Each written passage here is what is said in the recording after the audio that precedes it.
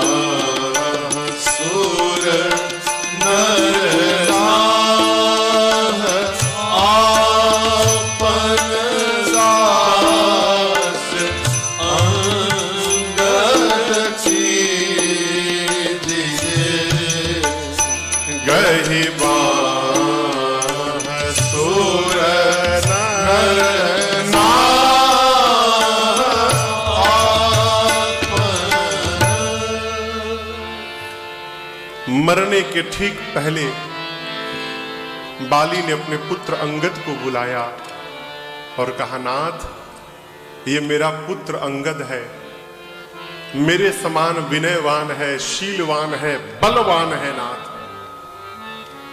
मैंने सुना है कि आपके शरण में जो आता है प्रभु आप उसका कल्याण करते हैं।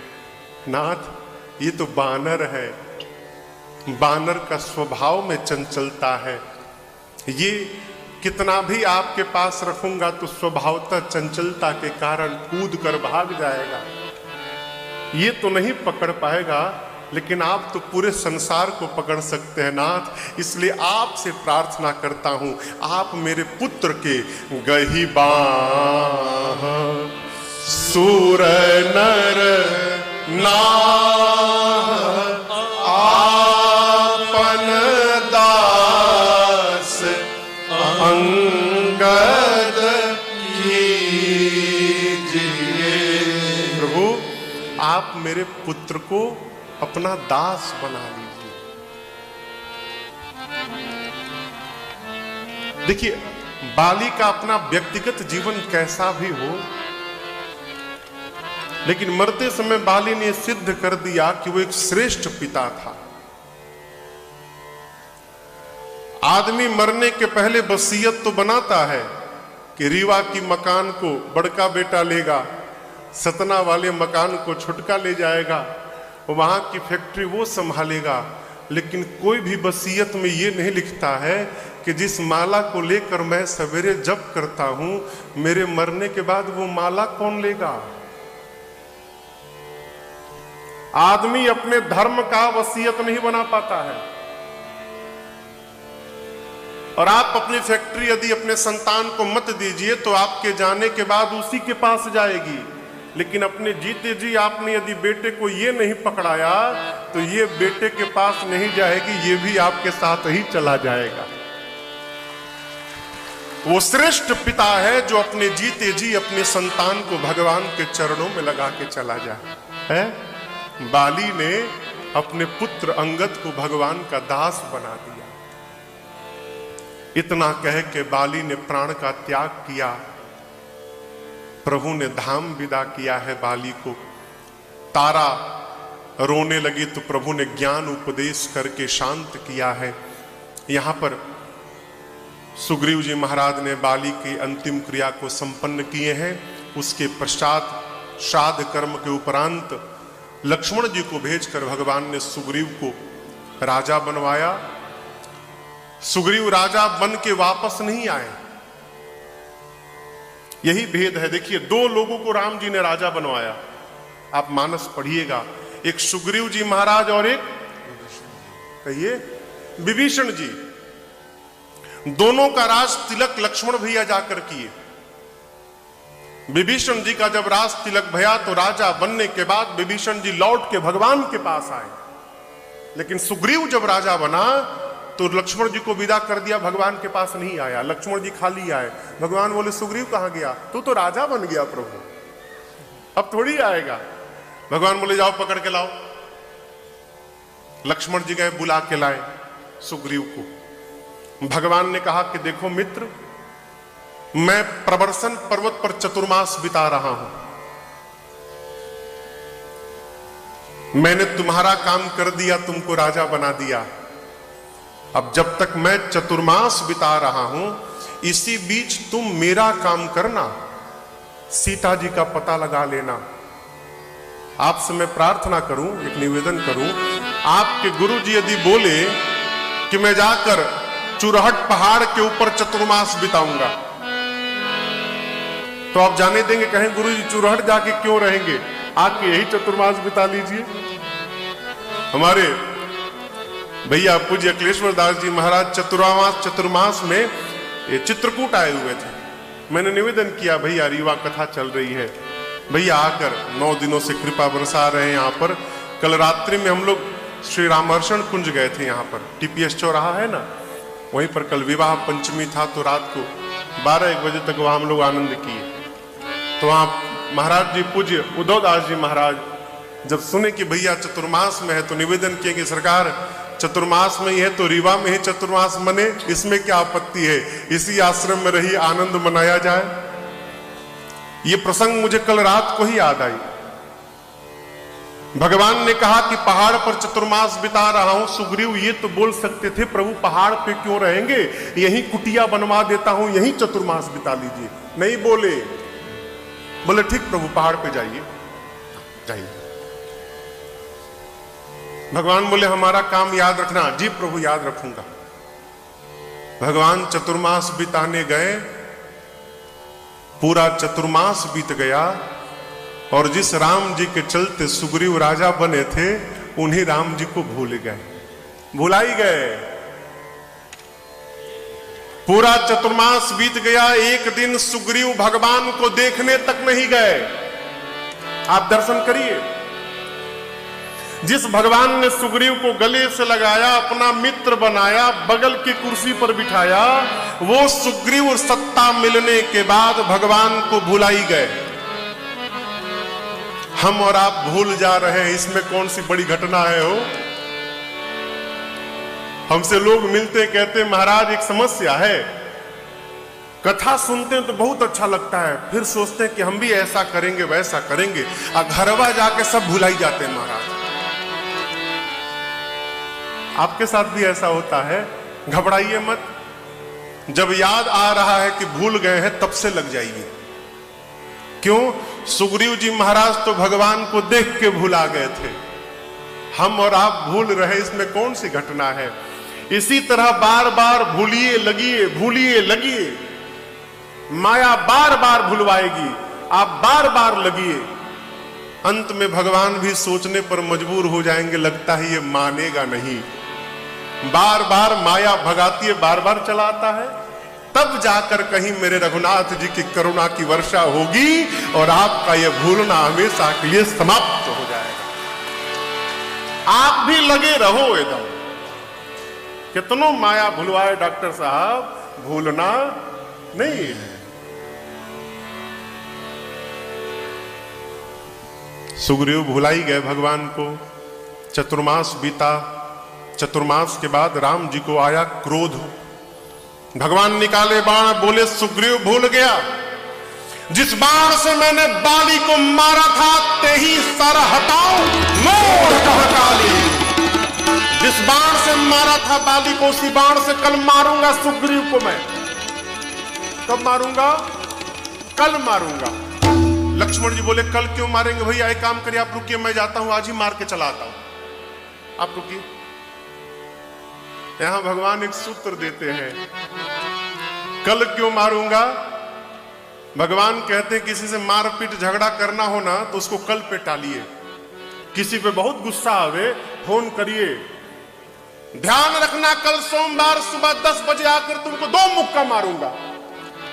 क्यों? हो सकता है सोमवार आते आते आपका क्रोध शांत हो जाए और आप झगड़े से बच जाए। हो सकता है आपकी मति परिवर्तित हो जाए। और इसी के विपरीत कोई सत्कर्म करना हो, बढ़िया काम करना हो ना, तो उसको कल पे मत टालिए माई बाप। उसको जितना शीघ्र हो उतना शीघ्र करिए, तुरंत कर दीजिए। क्यों महाराज? न जाने कब नोट बंद हो जाए। आप जमा कियो, कब सरकार बंद कर दे, चलवे ना करी, तो क्या करेंगे? तुरंत करिए।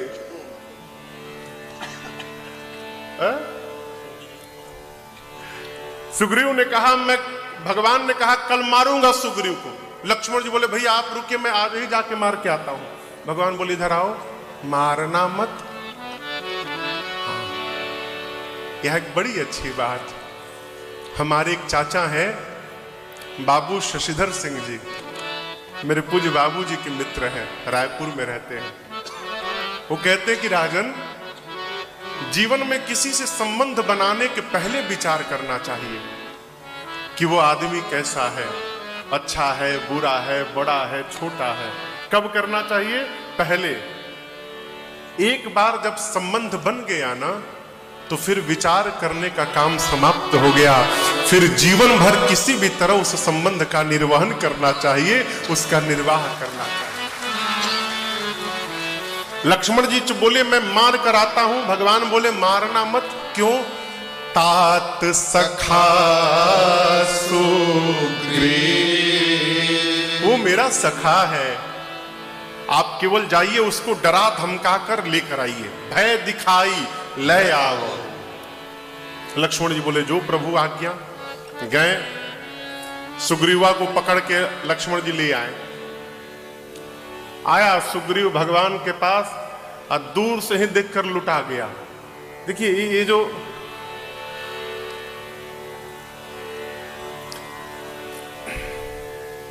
झूठा आदमी कसम बहुत खाता है। उम्मीद करते हैं आप में से कोई नहीं होगा। क्यों? वो जानता है कि मैं झूठ बोल रहा हूं। वो जानता है कि बिना कसम खाए कोई विश्वास नहीं करेगा, क्योंकि उसको स्वयं विश्वास नहीं है। और ऐसा आदमी माफी पहले मांगा था। जैसे सुग्रीव आया, भगवान को देखा, भगवान कुछ बोलते उसके पहले ही पांव पे गिर गया। क्षमा करिए प्रभु, क्षमा करिए, मैं आपको भूल गया नाथ, आपकी माया ने मुझे फंसा लिया था और सारा अपराध तो मेरा नहीं है प्रभु। भगवान बोले, फिर किसका है? थोड़ा आपका भी है प्रभु। अरे भगवान बोले, भूला तू और अपराध मेरा। सुग्रीव बोले, प्रभु आपकी माया ने भुला दिया। आपकी माया से भला कौन बच सकता है? आप चाहते तो माया को मना कर सकते थे कि देखो सुग्रीव को बहुत जरूरी काम दिया हूं, सुग्रीव को मत फंसाना। आपने अपनी माया को रोका नहीं, आपकी माया ने मुझे फंसा लिया। अब कहिए पूरा दोष हमारा है कि तनिक आपका भी है? भगवान बोले, चलो कोई बात नहीं, अब वो उपाय करिए सुग्रीव जी जिससे सीता जी मुझे मिल जाएं। सुग्रीव जी ने कपियों को बुलाया, बुलाकर कहा, आप लोग मिलकर पश्चिम जाइए, पूरब जाइए, उत्तर जाइए, जाकर सीता जी का पता लगाइए, लेकिन सावधान, 1 महीने के भीतर वापस आना है। टाइम बाउंडेशन दिया सुग्रीव जी ने। ऐसा नहीं कि आप पता लगाने गए, उधरे रह गए, फिर आपका पता लगाने के लिए किसी को भेजना पड़े ना। 1 महीने में आना है। दूसरी शर्त, ऐसा नहीं कि गए 1 महीना घूम घाम के चले आए ना, पता लगा के आना है। खाली हाथ जो आएगा वो मेरे हाथों मार दिया जाएगा। ऐसा नियम बताकर कपियों को सुग्रीव जी ने भेजा। सारे कपि प्रणाम करके गए, लेकिन एक बात समझिएगा, सुग्रीव जी ने इन कपियों को भेजा है जिस दिशा में सुग्रीव जी भी जानते हैं कि इस दिशा में सीता जी मिलने वाली नहीं है। तो क्यों भेज दिया? जब उनको पता है कि इधर सीता जी मिलने वाली नहीं है तो क्यों दौड़ा दिया? ये जितने कपि गए थे बानर, ये सब छोटे बानर थे, इन लोगों से कुछ होने वाला नहीं था। सुग्रीव जी महाराज सोचे यहां बैठे रहेंगे, बिना मतलब में उत्पात करेंगे, झगड़ा करेंगे, लड़ाई करेंगे, झूठे काम में फंसाए रखो। यहां से राम जी से मैनेजमेंट सीखने योग्य है। मालिक को अपने कर्मचारी को बिछा के खाली नहीं रखना चाहिए, किसी न किसी काम में अझुराए रखना चाहिए उसको। आओ अनुपम बाबू। सारे कपि प्रणाम करके गए। अब जो मुख्य सेनापति थे, जामवंत जी, श्री हनुमान जी, अंगद जी, दुविध मयंद, सठ निसठ नल नील, इनको बुलाया। बुलाकर सुग्रीव जी ने कहा, आप लोग मिलकर दक्षिण दिशा में जाइए, जाकर जानकी जी का पता लगाइए, लेकिन याद रहे शर्तें यहां भी लागू हैं। आपको भी 1 महीने में ही वापस आना है, खाली हाथ नहीं आना है, सीता जी का पता लगाकर ही वापस आना है। भगवान बैठे हैं, सारे कपि भगवान को प्रणाम करके जाने लगे और सबके जाने के बाद पाछे पवना तनय सिरुनावा, पाछे पवना तनय सिरुनावा,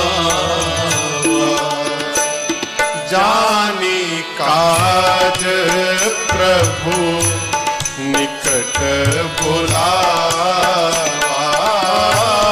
जानी काज प्रभु निकट परसासीस सरोरुह पानी, परसासीस सरोरुह पानी, कर मुद्रिका दीन जन जानी, कर मुद्रिका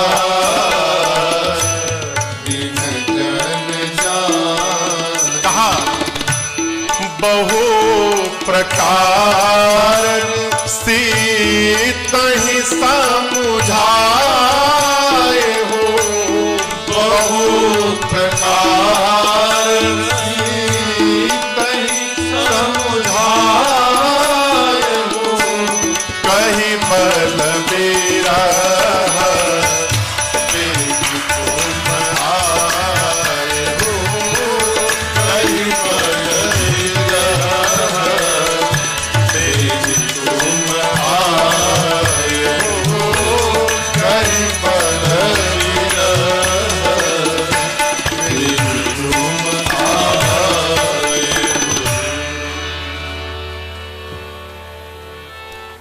सबसे अंत में सबसे पीछे श्री हनुमान जी महाराज ने भगवान को प्रणाम किया।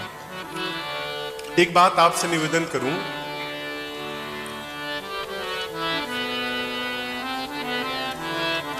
जो स्वामी होता है ना, जय हो दंडवत दंडवत दंडवत, अरे सरकार बड़ी कृपा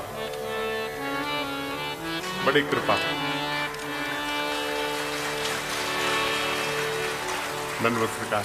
मैं प्रतीक्षा में था। नारायण। हमारे आपके मध्य आप सबके प्रिय विधायक जी श्रीमान राजेंद्र शुक्ला जी, जो पूर्व मंत्री रह चुके हैं मध्य प्रदेश सरकार में, और प्रयाग की पावन धरा धाम से प्रातः स्मरणीय पूज्य श्री सुमन दास जी महाराज यहाँ पर कृपा किए हैं। स्वागत है। कल रात्रि सरकार आप फोन किए तो हम विवाह उत्सव में बैठे थे श्री सीताराम जी के ही आश्रम में। बड़ी कृपा हो गई सरकार की। मैं निवेदन कर रहा था, जो स्वामी होता है वो अपने प्रत्येक शिष्य के बारे में, सेवक के बारे में, उसकी क्षमता के बारे में ठीक से जानता है। इसी बात के लिए वो स्वामी है कि वो सब जानता है। भगवान बैठे हैं, सारे कपि भगवान को प्रणाम कर करके जाने लगे। प्रभु मुस्कुराते रहे, किसी को नहीं बुलाया। लेकिन जैसे ही सबसे अंत में श्री हनुमान जी महाराज ने भगवान को प्रणाम किया, मेरे राघव जी, जानी काज प्रभु निकट बुलावा। क्यों? राम जी जानते हैं कि जा तो भले सब रहे हों, परंतु कार्य तो मेरा हनुमान ही करके मेरे पास लौटेगा। इसलिए प्रभु ने केवल श्री हनुमान जी को बुलाया अपने पास। अब आप उस दृश्य की कल्पना करिए। भगवान बैठे हैं शिला पर, श्री हनुमान जी महाराज आए, प्रणाम करके हाथ जोड़कर ऐसे बैठ गए भगवान के सामने।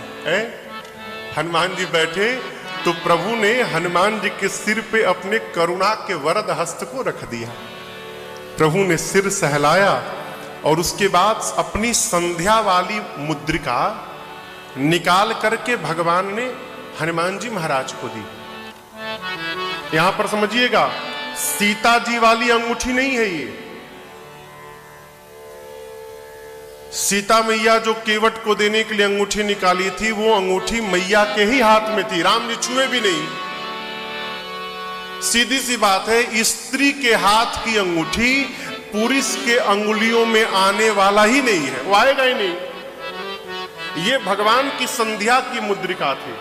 भगवान संध्या करते थे तो सोने की मुद्रिका पहने थे, उस पर राम नाम अंकित था। प्रभु ने निकाला, श्री हनुमान जी को दिया, कहा लाला बहु प्रकार सीतहि समझाए और कही बल बिरह बेगी तुम आए अनेक प्रकार से जानकी जी को समझाइएगा, मेरे विरह बल को बताकर लाला आप शीघ्र वापस आइएगा। यहां पर आप दर्शन करिए, भगवान ने श्री हनुमान जी को कितना दुरूह कार्य सौंपा है? हनुमान जी महाराज बाल ब्रह्मचारी है, वो क्या जाने कि स्त्री का पत्नी का वियोग क्या होता है ना? हनुमान जी महाराज क्या जाने पत्नी का वियोग क्या होता है वो। और भगवान ने ये नहीं बताया कि क्या क्या कहना, बोले अनेक प्रकार से सीता को समझाइएगा, मेरे विरह बल को बताकर आइएगा। हनुमान जी कैसे बताएंगे? हनुमान जी ही बता पाएंगे। क्यों? समझिएगा, आपके बारे में वो नहीं बता सकता माई बाप जिसका शरीर आपके साथ रहता है, आपके बारे में वो बता सकता है जिसका मन आपके मन के साथ में रहता है। श्री हनुमान जी का मन दिन रात भगवान में ही लगा रहता है, इसलिए प्रभु ने कुछ बताया नहीं, केवल इतना कहा, मेरे विरह बल को बताकर शीघ्र वापस आइएगा। श्री हनुमान जी महाराज भगवान को प्रणाम करके कपियों को लेकर चले हैं। चलते चलते हनुमान जी एक गुफा में प्रवेश किए, विवर में। सारे कपि प्यास से बेहाल थे। उस गुफा के भीतर एक तपस्विनी मूर्ति मंद होकर बैठी थी, उनका नाम था स्वयं प्रभा। स्वयं प्रभा जी ने हनुमान जी से कहा, पहले आप कपियों के साथ सरोवर में जलपान करिए, मधुर फल खाइए, उसके बाद मेरे पास आइए। हनुमान जी कपियों के साथ जलपान किए, फल पाए, उसके बाद स्वयं प्रभा जी के सन्मुख गए। स्वयं प्रभा जी ने कहा, आप सभी लोग अपने अपने नेत्र बंद करिए, मैं अपने तप बल से आप सबको समुद्र के तट विदा करती हूं, आगे का कार्य वहां से पूर्ण होगा। कपियों ने नेत्र बंद किया, स्वयं प्रभा जी ने अपने तप बल से समस्त कपियों को समुद्र तट पर विदा किया है। और उसके बाद स्वयं राम जी के पास गई, प्रभु से मिलकर बद्री वन में जाकर तपस्या करने लगी। इधर कपियों ने जब अपना नेत्र खोला और सामने समुद्र देखा, अंगद महाराज रोने लगे। क्यों? अंगद बोले, अब कहां जाएंगे, आगे पानी है, पानी में जाएंगे तो डूब के मर जाएंगे। सुग्रीव ने कहा, 1 महीने के भीतर आना है और पता लगाकर आना है, खाली हाथ आने पर सुग्रीव मार डालेंगे। अब पीछे सुग्रीव मारेंगे, आगे समुद्र मारेगा, अब तो दोनों प्रकार से मृत्यु है, हम जाएं तो जाएं कहां? अंगद जी ने कहा, न समुद्र में डूब के मरना है, न सुग्रीव के हाथों मरना है, हम सारे कपि इसी समुद्र तट पर बैठ के प्राण का त्याग करेंगे। सब लोग बैठ गए। जामवन जी समझाने लगे अंगद जी को, अंगद जी आप चिंता मत करिए, राम जी ब्रह्म है, भगवान है, भगवान अपना कार्य स्वयं करेंगे। अंगद जी, हम और आप तो निमित्त मात्र हैं, आप चिंता मत करिए।